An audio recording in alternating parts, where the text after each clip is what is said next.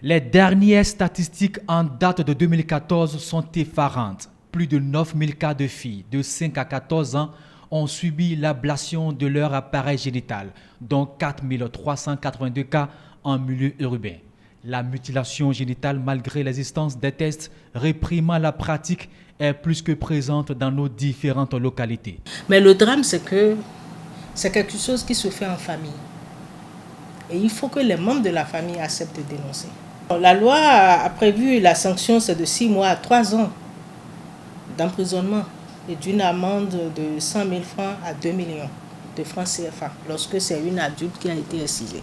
Mais lorsque c'est un enfant qui a été excisé, la loi a prévu un enfant, c'est-à-dire mineur de moins de 18 ans.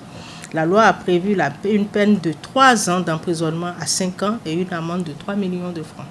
En tête de peloton des régions où le fléau continue de faire ravage, les départements du Borgou et de la Liborie et aussi le plateau. Nous avons des tests, mais des tests qui ne sont pas connus par la population béninoise. Ces tests-là, à un moment donné, on a essayé de porter ça à la connaissance de la population, mais depuis un certain temps, vous voyez, c'est un test qui a été, c'est un test de 2003.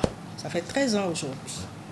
Ceux qui ont été sensibilisés en 2003, 2004, 2005 aujourd'hui, ils vont se dire, bon, l'État ne dit plus rien, mais je crois que je peux reprendre. L'excision ou la mutilation génitale féminine a d'énormes conséquences sur ses victimes. On dénombre souvent de nombreuses pertes en vie humaine, surtout dans le rang des petites filles. Nous avons vu des enfants en train de crier, on leur prend les bras, les pieds, quelqu'un est là qui leur arrache une partie de leur... en pleurs. Ces enfants sont traumatisés.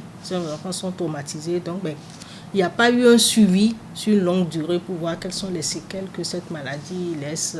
Mais il est sans doute que ça doit pouvoir laisser des séquelles. Les tests interdisant la pratique existent, mais il faut renforcer la vulgarisation, préconise l'avocate. Elle demande aussi de multiplier les campagnes de sensibilisation, surtout dans les zones frontalières du Bénin.